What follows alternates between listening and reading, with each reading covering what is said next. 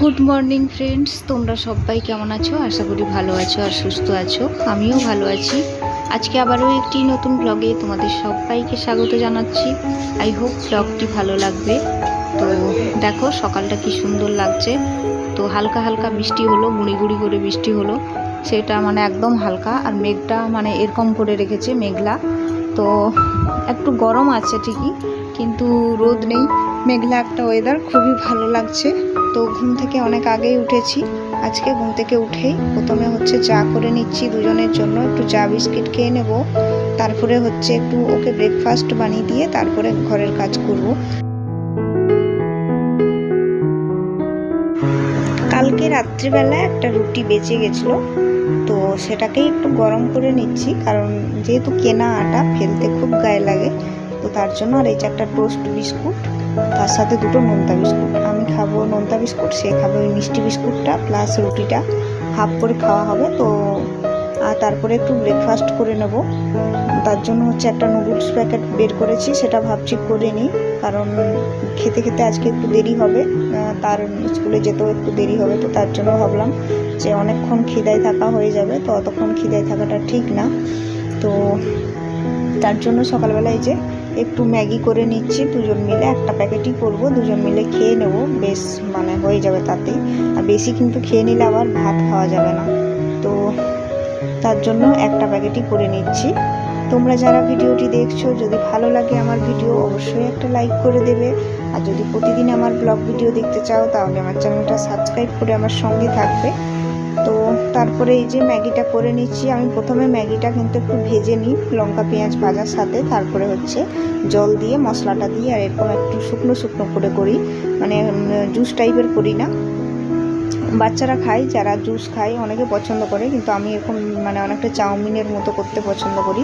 তারপরে সে বাজারে চলে গেল, কারণ আমাদের চাল একটু বাড়ন্ত হয়েছে, চাল, তার জন্য চাল একটু আনতে গেল, তার সাথে কিছু বাজার নিয়ে আসবে রান্নার জন্য। তো কী আনে সেটা দেখা যাক। তারপরে যে বিছানাটা একটু ঝেড়ে নিচ্ছি।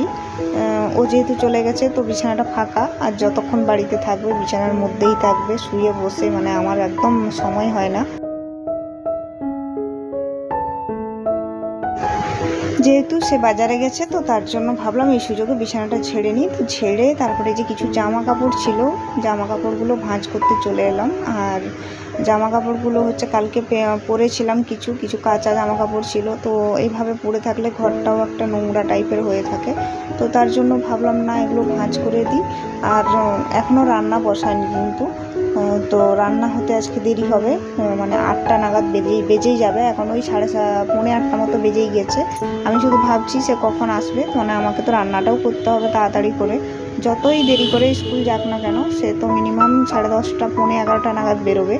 তো তার মধ্যে তো আমাকে সবই কমপ্লিট করতে হবে বলো। তারপরে এই যে জামা কাপড়গুলো ভাঁজ করে ভালো করে গুছিয়ে নিয়ে তারপরে যে ঘরটা একটু ঝাঁট দিতে চলে এলাম। এখনও সে আসেনি, আমি ভেবে আছি সে কখন আসবে। আর তার মাঝখানে কিন্তু আমি একটু মশলাটা করে রেখেছিলাম। সে ফোন করেছিল, বললো যে মাছ আছে ঠিকই, তো মাছটা কাটিয়ে দেবে না, মানে আমাকে নিজেকে কেটে নিতে হবে। আর সত্যি কথা বলতে এখানে মাছ কাটতে বা পরিষ্কার করতে আমাকে সেই পুকুরের ঘাটে যেতে হবে, আর ঘাটে পুরো জল ভর্তি, সিঁড়িগুলো পর্যন্ত জলে ডুবে গেছে। তো খুব অসুবিধা হয়, মানে পারা সম্ভব হয় না। তার জন্য বললাম যে তাহলে তুমি এক কাজ করো, আজকে চিকেন নিয়ে চলে এসো, তাহলে দুবেলাতেই হয়ে যাবে, এখনও হয়ে যাবে, রাতের বেলা শুধু রুটি করলেই হয়ে যাবে। আর যেদিন চিকেন আনা হয় আমাদের একটু বেশি করেই নিয়ে আসা হয় দুবেলার জন্য। দিনের বেলা আমাদের মানে খাওয়া হয়, প্লাস রাতের বেলা রুটির সাথে খাওয়ার জন্য মানে রেখে দেওয়া হয়, তো ভালো হয়। তার জন্য আমাকে বিশাল খাটাখাটনি করতে হয় না। তারপরে এই যে চায়ের কাপ বাসনগুলো একটু ভাবছি ধুয়ে নিই, কারণ কাজ যদি ফেলে রাখি সে পড়েই থাকবে আর আমাকেই সেই করতে হবে। আর যত বাসন জমে যাবে, মানে পরিষ্কার করে করে আমার মাথা খারাপ হয়ে যায়। রান্না করার সময় এক তো মানে 4-5টা বাসন বেরোবে, তারপরে যে খাওয়া বাসন, এগুলো যদি জমে রয়ে যায় আমার তো মানে এত অস্বস্তি হয়, কিন্তু কিছু করার নেই। বেসিন থাকলে সব থেকে সুবিধা, যেটা যা কাজ হচ্ছে সঙ্গে সঙ্গে সেখানে ধুয়ে রেখে দেবো, কিন্তু আমার তো বেসিন নেই, এইভাবে বসে আমাকে কাজ করতে হয়। তারপরে আমার হাজব্যান্ড হচ্ছে যে চলে এসছে বাজার থেকে, সে 500 মতো চিকেন নিয়ে এসছে, তো সেটাকে এখন ধুয়ে নেবো, ধুয়ে ম্যারিনেট করে রেখে তারপরে রান্না করব। আর এদিকে ভাতটা কিন্তু আমি বসিয়ে দিয়েছি, কারণ ভাতটা হতে কত সময় লাগবে জানি না, বিভিন্ন সময় বিভিন্ন রকম চাল নিয়ে আসে, তো টাইমটা বোঝা যায় না। তো তার জন্য আগে ভাগে ভাতটা বসিয়ে দিলাম আর কয়েকটা ঢেঁড়স দিয়ে সেদ্ধ হতে দিয়েছি ভাতে। আর এদিকে ম্যারিনেট করে নিচ্ছি মশলা দিয়ে, মশলা বলতে সেরকম নয়, হলুদ, তেল আর কি ছিল, লবণ ছিল। তারপরে এই যে কিছু মশলা কেটে রেখেছিলাম, পেঁয়াজ, টমেটো আর আদা রসুন কুচো, সেগুলোকে ভেজে নিলাম একদম লাল লাল করে ভেজে। তারপরে আদা রসুন আর পেঁয়াজ বাটাটা দিয়ে দিলাম, তার সাথে শুকনো লঙ্কা বাটা। তো আমি কিন্তু আদা রসুন দুরকমভাবে দিই, একটু কুচো করে গ্রেড করে দিই আর একটু হচ্ছে বেটে দিই পেঁয়াজটাও, কিন্তু দেখবি এখানে মাংসের টেস্টটা মানে খুব ভালো আসে। তারপরে এই যে আলু দিয়ে দিলাম, আলু দিয়ে খুব সুন্দর করে মাংসটা ঢাকা দিয়ে দিয়ে কষিয়ে নেব। আর ঢাকা দিয়ে দিয়ে কষালে মাংসটা খুব সুন্দর হয় কিন্তু। আর আমি অনেকবার মাঝখানে ঢাকা খুলে নাড়াচাড়া করেছিলাম।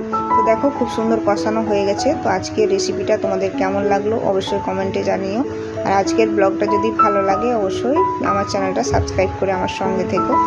আর আজকের ব্লগটা আর মানে খুব বড় করলাম না, এত দূর পর্যন্তই রাখলাম। যদি ভালো লাগে পাশে থেকো। আর আজকে এতটুকুই রাখলাম, আগামীকাল আবার তোমাদের সাথে দেখা হবে ঠিক 10:30 নাগাদ। ততক্ষণে সবাই সুস্থ থাকবেন, ভালো থাকবেন।